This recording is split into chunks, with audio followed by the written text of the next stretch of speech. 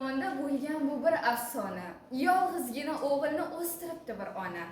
O'g'il ekan betashvish, o'ylamaskan hech qachon. Shunday qilib o'g'ilni rom etibdi bir janon. Qiz yigitga aytibdi: "Bo'lsang menga xaridor, eshit yigit, shartim bor. Onangning yuragini menga olib kelasan va shundagina sen shartim bajargan bo'lasan."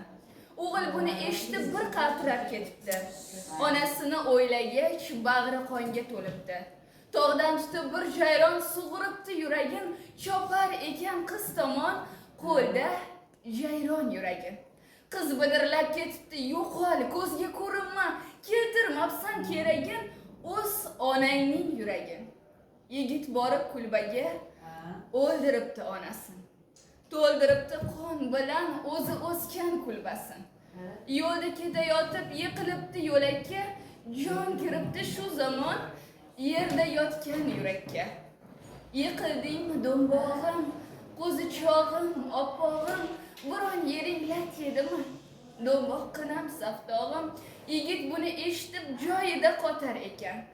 Farishtadek go'zal qiz iblisga aylanar ekan.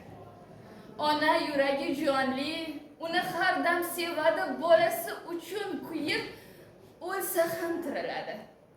Mehr bergan do'mbog'in to qornida ekan deb, ulg'aysa ham go'dakda deb yonini oladi. Ona yuragi buyuk, mehrga to'la shafqat, bolasi uchun urar, o'zin o'ylamas har vaqt. Bayram oddiy kun, xursand qilingiz uni. Mehr beringiz faqat, unga keragi shu.